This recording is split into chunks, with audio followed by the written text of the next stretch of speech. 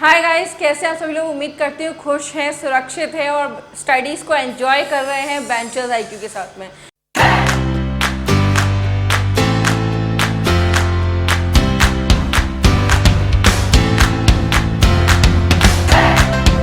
This is me, Ayushi Joshi, and you are watching me on the channel of Ventures IQ, where we are going to discuss about the political topics.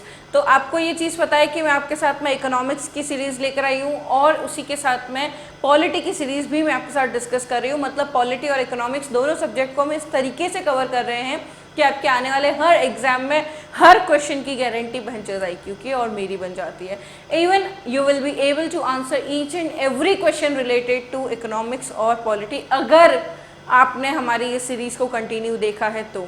उसी के साथ में मैं आपको ये भी guarantee देती हूँ कि अगर आप हमारे इकोनॉमिक्स के अलावा, पॉलिटी के अलावा, मैथमेटिक्स की, रीजनिंग की, प्रीवियस ईयर क्वेश्चंस की ये जो सीरीज़ चल रही है वो सजेस्टेड लिंक्स में जाकर देखते हैं तो आपके ये कंसेप्ट भी बहुत अच्छे से क्लियर होने वाले हैं और आपको एक बहुत अच्छा प्लेटफॉर्म मिल जाएगा आने वाले एग्जाम को क्रैक करने के लिए। ओके, सो बने रहिए बेंचर्स आईक्यू के साथ। सब्सक्राइब कर लीजिए, लाइक और शेयर करना ना भूलिए अगर आपको पसंद आता है तो। ठीक है, आज का हमारा जो टॉपिक है वो पॉलिटी पर बेस्ड है। पॉलिटी को लेकर हमने लास्ट वीडियो के अंदर क्या डिस्कस किया था?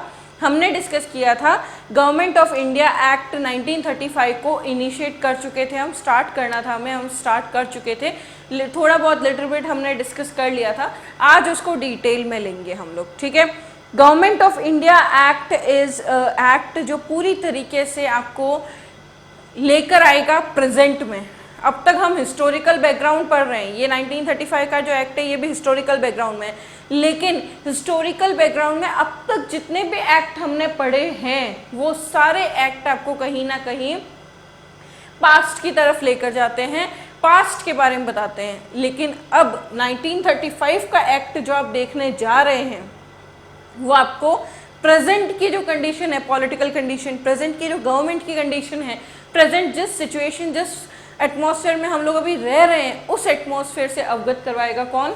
1935 का इंडियन गवर्नमेंट। बहुत इंपॉर्टेंट हो जाता है। क्यों इंपॉर्टेंट हो जाता है? क्योंकि 1857 की क्रांति, बहुत बड़ा विद्रोह, उसके बाद में ब्रिटिशर्स का डिफरेंट एक्ट्स लेकर आना जिससे भी भारतीयों का सेटिस्फाई न हो पाना, उसके बाद में 1905 से करीब महात्मा गांधी और कांग्रेस का पावर में आना, और पावर में आते ही, कांग्रेस के पावर में आते ही सिचुएशंस बिल्कुल पलट जाना।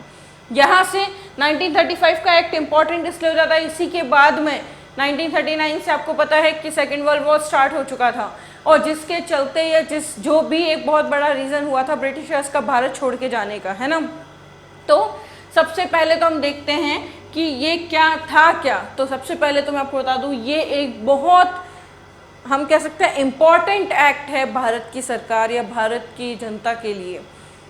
एक मील का पत्थर साबित हुआ। क्या? 1935 का एक्ट पॉलिटिकल सिचुएशंस को पलट के रख दिया इसने। क्या बदलाव देखे गए? लेंदी और डिटेल डॉक्यूमेंट था 1935 का जो एक्ट था, उसके अंदर 10 शेड्यूल्स और 321 सेक्शंस थे, इसीलिए इसे लेंदी और डिटेल डॉक्यूमेंट भी कहा जा सकता है। ठीक है, उसके बाद में इस एक्ट के फीचर्स क्या क्या थे? तो सबसे पहली चीज़ कि इसके अंदर जो स्टेट्स और प्रोविंसेस और जो प्रिंसली स्टेट्स थे, इन सबको एक यूनिट के रूप में फेडरेशन के, ऑल इंडिया फेडरेशन कंसिस्ट किया गया, जिसके तहत प्रिंसली स्टेट्स और प्रोविंसेस जो है उनको एक यूनिट के रूप में कंसीडर किया गया। ठीक है, उसके बाद में 3 लिस्ट डिवाइड कर दी गई, 3 लिस्ट बना दी गई। देखिए, बहुत कॉम्प्लिकेशंस काफ़ी लंबे समय से चल रहे थे कि स्टेट्स कौन से मैटर देखेगी, प्रिंसली स्टेट्स कौन से देखेंगे, प्रोविंसेस कौन से मैटर्स देखेंगे, और ब्रिटिश गवर्नमेंट अपने हाथ में क्या क्या मैटर्स ले रही है ना। सेंट्रल में सारे मुद्दे जा रहे हैं, स्टेट जो प्रिंसली स्टेट्स हैं या फिर जो हम कह सकते हैं राजा महाराजा या आमजन या जो गवर्नमेंट ऑफिशियल जो स्टेट लेवल पे काम कर रहे हैं, उन सबके हाथ में कोई मैटर है ही नहीं, कोई भी पावर है ही नहीं। तो उन चीज़ों को, उन पावर को रिकवर करने के लिए या उसके लिए, उसके खिलाफ जो विद्रोह खड़ा हो रहा था उससे ओवरकम करने के लिए 1935 के एक्ट में सबसे पहली चीज़ की गई कि इसे 3 पार्ट्स में डिवाइड कर दिया गया। जो पावर्स हैं, जो आइटम्स हैं, जो मुद्दे हैं, जैसे कि कोई स्टेट लेवल मुद्दा है, किसी पर्टिकुलर ज़मीन का या कोई मुद्दा है जो कि सरकार और जनता के बीच चल रहा है, तो उस मुद्दे को भी सेंट्रल अपने हाथ में लेगी। छोटे से छोटा मुद्दा होगा तो उससे भी सेंट्रल अपने हाथ में लेगी, और बड़े से बड़े मुद्दा होगा तो उसके भी सेंट्रल अपने हाथ में। अब तक तो ये चल रहा है, लेकिन फिर स्टेट्स और प्रिंसली स्टेट्स ये कहते हैं कि हम कहाँ हैं, हमारी पोजीशन कहाँ है, अगर सारे मुद्दे आप देखेंगे तो। तब इसके अंदर क्या किया गया, आइटम्स जितने भी थे, जितने भी वर्क्स थे, जितने भी डिपार्टमेंट्स थे, जितने भी पर्टिकुलर सेक्शंस थे, उन सेक्शंस को डिवाइड कर दिया गया। यूनियन के हिस्से में 49 जो है टॉपिक्स रखे गए, आइटम्स रखे गए, वहीं स्टेट के सिर्फ 54 रखे गए, वहीं कॉन्करेंट लिस्ट के हिस्से के अंदर 36 आइटम्स को रखे गए। अब क्या था, जो कि सेंट्रल लेवल पे मुद्दे हैं, यूनियन लेवल के जो मुद्दे हैं वो 49 थे, जो स्टेट लेवल के मुद्दे खड़े हो रहे थे, वो मुद्दे जो आइटम्स थे जिनको डिस्कस करने की ज़रूरत थी वो थे 54। और जो मुद्दे दोनों के बीच के मुद्दे, मान लीजिए स्टेट में कोई मुद्दा चल रहा है ना, जैसे कि होता है ना, हम अभी भी देखते हैं कि डिस्ट्रिक्ट कोर्ट है, हाई कोर्ट है ना, इनको डिस्कस करते हैं हम लोग। डिस्ट्रिक्ट कोर्ट, हाई कोर्ट का आएंगे, स्टेट लेवल पे आ गए। लेकिन यही अगर हम बात करें कि सुप्रीम कोर्ट की बात आती है तो वो यूनियन लिस्ट में आता है ना।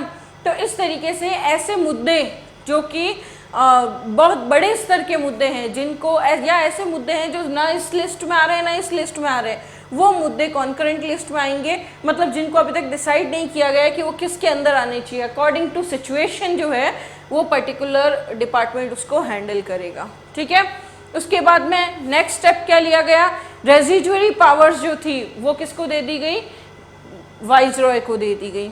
उसके अलावा डायरकी सिस्टम को अबॉलिश कर दिया स्टेट लेवल पे। स्टेट लेवल पे जो प्रोविंसेस के अंदर जो अलग अलग तरीके से डायरकी सिस्टम को स्टैब्लिश कर रखा था, उस डायरकी सिस्टम को पूरी तरीके से स्टेट लेवल पे अबॉलिश कर दिया गया और इसको सेंटर में इंट्रोड्यूस कर दिया गया। मतलब सेंट्रल लेवल पे, सेंट्रल गवर्नमेंट के तहत डायरकी सिस्टम को इंट्रोड्यूस किया गया। ठीक है, इसके अलावा फेडरल सब्जेक्ट्स जो थे उनको दो पार्ट्स में डिवाइड कर दिए गए, रिजर्व्ड और ट्रांसफर्ड सब्जेक्ट के अंदर। ठीक है, ये रिजर्व, इनके मुद्दे ऐसे हैं जो रिजर्व हैं आपस में, लेकिन ऐसे मुद्दे जो दोनों के बीच रिजर्व नहीं है वो ट्रांसफर्ड होंगे, है ना, ट्रांसफर्ड सब्जेक्ट्स के तहत आएंगे।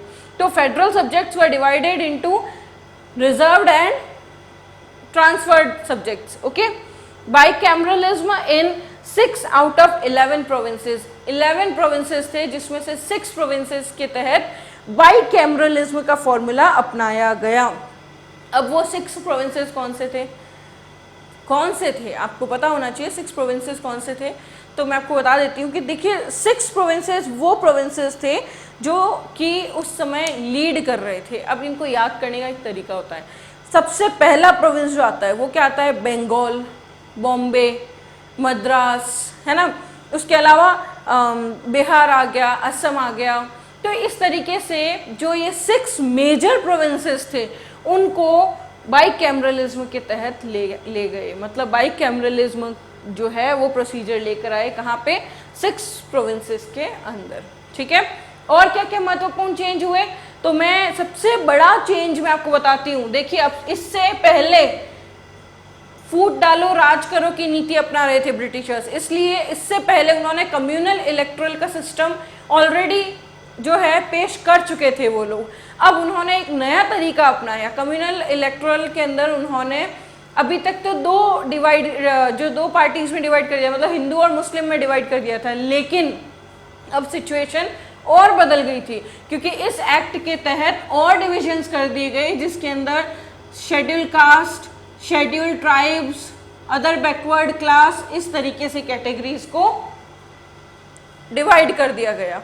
जो इलेक्टोरल सिस्टम पहले सिर्फ और सिर्फ हिंदू और मुस्लिम्स के बीच में बटा हुआ था, अब वो इलेक्टोरल सिस्टम जो है SC, ST, OBC सभी बैकवर्ड क्लासेस को लेकर के उन सभी के बेसिस पर इलेक्टोरल सिस्टम को डिवाइड कर दिया गया। समझ में आ रही है चीज़ें, आपको क्लियर हो रहा है।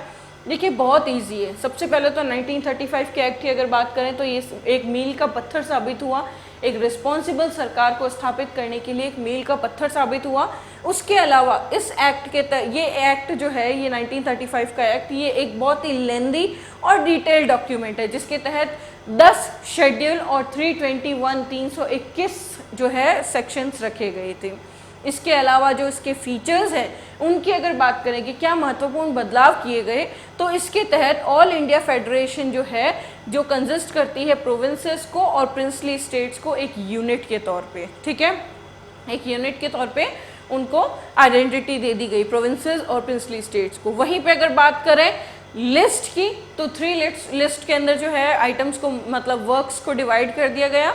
ये थे यूनियन, स्टेट, कॉन्करेंट। अब कितने कितने आइटम्स है जो इनमें डाले गए, 49, 54 एंड 36। ओके, अब ये बढ़ चुके हैं, इसके बारे में हम लोग फ्यूचर में डिस्कस करेंगे जब हम इसके ओरिजिनल प्रेजेंट सिनेरियो पे आ जाएंगे। अभी तक तो हम 1935 के एक्ट की बात कर रहे हैं, ठीक है।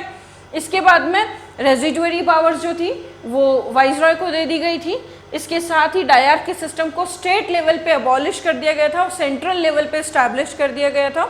मतलब अपर हाउस लोअर हाउस का सिस्टम जो है वो स्टैब्लिश कर दिया गया था बाईकैमरलिज्म के तहत। मतलब 11 में से 6 प्रोविंसेस ऐसे थे जहाँ पे बाईकैमरलिज्म, मतलब अपर हाउस लोअर हाउस ये सिस्टम चल रहा था, ठीक है। इसके अलावा डायरकी सिस्टम सेंट्रल में जो है इंट्रोड्यूस कर दिया गया था और फेडरल सब्जेक्ट्स जो थे उन्हें रिजर्व्ड और ट्रांसफर सब्जेक्ट्स के अंदर क्या कर दिया गया, डिवाइड कर दिया गया। तो ये अब तक तो हमने मेन पॉइंट्स पढ़े। इसके अलावा नेक्स्ट पॉइंट जो हम डिस्कस कर रहे हैं वो क्या है कि जो इलेक्टोरल सिस्टम था, जो कि अब तक सिर्फ हिंदू मुस्लिम्स में ही डिवाइड किया गया था, मतलब इलेक्टोरल सिस्टम का जो डिवीजन किया गया था वो सिर्फ हिंदू मुस्लिम तक सीमित था। लेकिन 1935 के एक्ट के तहत इस एक्ट को और ज़्यादा डिवाइड कर दिया गया। इस पर्टिकुलर इलेक्टोरल सिस्टम जो है इसको डिवाइड कर दिया गया स्पेशल जो है क्लासेस के अंदर, मतलब जिसके अंदर शेड्यूल कास्ट, शेड्यूल ट्राइब्स और ओबीसी मतलब अदर बैकवर्ड क्लासेस को भी डिवाइड कर दिया गया। इस तरीके से मतलब फूट तो डाल चुके हैं हम। अब हमें और, क्योंकि जब दिख रहा है कि भारत हाथ से जा रहा है, उस कंडीशन में अब हमें भारत को कंट्रोल में लाना पड़ेगा।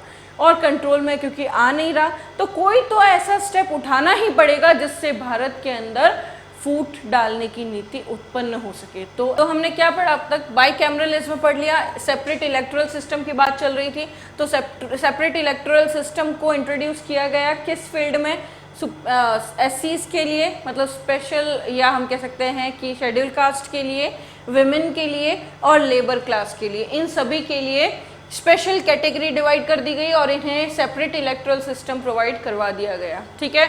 उसी के साथ में काउंसिल ऑफ इंडिया को अबॉलिश कर दिया गया, काउंसिल ऑफ इंडिया को अबॉलिश कर दिया गया, इस चीज़ का ध्यान रखिएगा आप। उसके साथ में एडवाइजर्स की टीम प्रोवाइड करवाई गई, किसके लिए, काउंसिल ऑफ स्टेट्स के लिए। काउंसिल ऑफ इंडिया को तो जो है अबॉलिश कर दिया गया और काउंसिल ऑफ स्टेट्स जो है उनके लिए एक एडवाइजर्स की टीम प्रोवाइड करवाई गई, हायर की गई, ठीक है। उसके बाद में फ्रेंचाइजी जो पहले प्रोवाइड करवाई गई थी, कब, 1858 के तहत 10% वोटिंग राइट्स दे दिए गए थे, है ना। तो 1858 के तहत जो फ्रेंचाइजी प्रोवाइड करवाई गई थी उसे और ज़्यादा एक्सटेंड कर दिया गया। उसी के साथ में इस्टेब्लिश किया गया किसे, आरबीआई को इस्टेब्लिश किया गया। रिजर्व बैंक ऑफ इंडिया को इस्टेब्लिश किया गया, किस लिए, स्टेट की क्रेडिट और करेंसी कंट्रोल को मेंटेन करने के लिए, इंडिया के अंदर क्रेडिट और करेंसी कंट्रोल को मेंटेन करने के लिए, उनको बैलेंस करने के लिए, उसके लिए ज़रूरत महसूस की गई कि हमें आरबीआई को स्टैब्लिश करना होगा और यहाँ पे आरबीआई की स्टैब्लिशमेंट किया गया, ठीक है। इसके अलावा federal public service commission, provincial public service commission and joint public service commission establish किए गए। फेडरल पब्लिक सर्विस कमीशन पहले से हैं, लेकिन प्रोविंशियल पब्लिक सर्विस कमीशन और जॉइंट पब्लिक सर्विस कमीशन, जो कि जॉइंट किसके लिए है, दो या दो से ज़्यादा प्रोविंसेस को अगर मिला रहे हैं या 2 प्रोविंसेस को मिला रहे हैं तो उनके लिए जो पब्लिक सर्विस कमीशन है वो जेपीएससी है, तो इनको स्टैब्लिश किया गया। उसी के साथ में फेडरल कोर्ट को जो है सेटअप किया गया। Federal court was established and that was setupped by 1937। ये सारी चीज़ें समझ में आ रही है आपको। गवर्नमेंट ऑफ इंडिया एक्ट 1935 पढ़ा, हमने पढ़ा कि कैसे एक रिस्पॉन्सिबल गवर्नमेंट के लिए मील का पत्थर साबित हुआ गवर्नमेंट ऑफ इंडिया एक्ट, जिसके अवशेष हमें आज भी हमारे कॉन्स्टिट्यूशन में और हमारे जो एक्ट चल रहे हैं उसके अंदर देखने को मिलता है। आज की जो सरकार चल रही है भारत की, उसमें भी हमें गवर्नमेंट ऑफ इंडिया एक्ट 1935 देखने को मिलता है। गवर्नमेंट ऑफ इंडिया एक्ट 1935 के तहत एक रिस्पॉन्सिबल गवर्नमेंट जो है इस्टेब्लिश करने की डिमांड की गई और उसे इस्टेब्लिश करने की सोच के साथ में इस एक्ट को जो है स्टैब्लिश किया गया, प्रेजेंट किया गया। इसके अलावा काफ़ी लेंदी और बहुत ही डिटेल्ड एक्ट है जिसके तहत 10 शेड्यूल और 321 सेक्शंस में डिवाइडेड है ये, ठीक है। इसके अंदर जो फीचर्स है वो हमने ये डायरकी सिस्टम, बाइकैमरलिज्म और यूनियन स्टेट और जो कॉन्करेंट लिस्ट है उसमें डिवाइड कर दिया गया आइटम्स को। उसके अलावा जो और भी जो मेजर चीज़ें हैं वो सब चीज़ें हमने पहले देखी। उसी के साथ में हमने सेपरेट इलेक्टोरल सिस्टम को पढ़ा, सेपरेट इलेक्टोरल सिस्टम इंट्रोड्यूस किया गया schedule caste, women and labour class के लिए। उसके साथ में अबॉलिश किया गया किसे, काउंसिल ऑफ इंडिया को अबॉलिश कर दिया गया। काउंसिल ऑफ स्टेट्स के लिए अलग से टीम ऑफ एडवाइजर्स जो है प्रोवाइड करवाई गई। उसी के साथ में फ्रेंचाइजी को और एक्सटेंड कर दिया गया 10% वोटिंग राइट्स के साथ में। 10% ऑफ पॉपुलेशन जो थी वो वोट दे सकती थी। उसी के अलावा आरबीआई को स्टैब्लिश किया गया किसके लिए, क्रेडिट और करेंसी फ्लो को कंट्रोल करने के लिए। उसके साथ ही फेडरल पब्लिक सर्विस कमीशन जो पहले से स्टैब्लिश्ड था, उसके साथ में provincial public service commission that is PPSC और उसी के साथ जेपीएससी मतलब जॉइंट पब्लिक सर्विस कमीशन को स्टैब्लिश किया गया, जिसके अंदर 2 या 2 से ज़्यादा प्रोविंसेस होंगे वो जेपीएससी की कैटेगरी में आएगा, मतलब जॉइंट पब्लिक सर्विस कमीशन के तहत आएगा। इसका मतलब इंडियंस को जॉब अपॉर्चुनिटीज़ ज़्यादा मिल रही है अब, ठीक है। उसी के साथ में फेडरल कोर्ट को स्टैब्लिश किया गया, कब, 1937 के साथ। तो ये सारी चीज़ें हमने देखी किसके अंदर, गवर्नमेंट ऑफ इंडिया एक्ट 1935 के अंदर। बहुत सारी ऐसी चीज़ें हैं जो आज भी चल रही है। ये एक्ट मान के चलिए हूबहू उतारा गया हमारे नए एक्ट 1947 का, जो आज़ादी के बाद का जो प्रावधान आया या हमारा जो एक्ट आया आज़ादी के बाद का इंडियन गवर्नमेंट एक्ट 1947, उसके अंदर हम इससे रिलेटेड बहुत सारी टर्म्स है, बहुत सारे पॉइंट्स है जो अभी तक हमने डिस्कस किए इस एक्ट में, वो सारे पॉइंट्स हम उसके अंदर भी देखेंगे।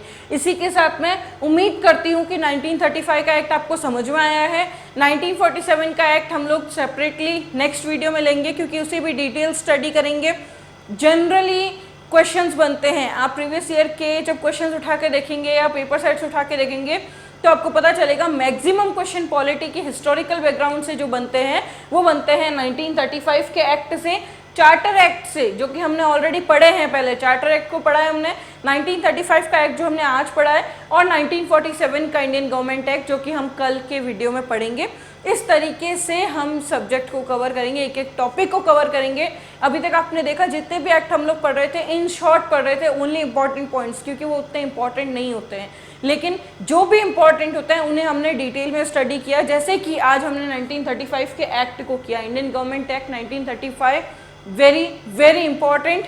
आप इन सब का स्क्रीनशॉट लीजिए और इन सब के नोट्स रेडी कीजिए जिससे कि आपके एग्जाम में ये आपके लिए हेल्पफुल हो पाए। और 1947 के एक्ट के लिए तैयार रहिए। जल्दी मैं आयुषी जोशी बेंचर्स आईक्यू के ऊपर आपके लिए लेकर आऊँगी इंडियन गवर्नमेंट एक्ट 1947, जो बहुत ही सरप्राइजिंग होगा क्योंकि बहुत सारी चीज़ें ऐसी नई नई उभर के आएगी ब्रिटिशर्स के बारे में, इंडियंस के बारे में, जो उस एक्ट में आपको पता चलेगी। सो देखते रहिए, बने रहिए बेंचर्स आईक्यू के साथ। अगर वीडियो पसंद आता है तो लाइक, शेयर, सब्सक्राइब ज़रूर कीजिए, सजेस्टेड लिंक्स में जाइए और हमारे सारे वीडियोस को एंजॉय कीजिए जिससे कि आपको मैक्सिमम लेवल पे वीडियोस मिल सके। Bye bye, take care, have a great time ahead.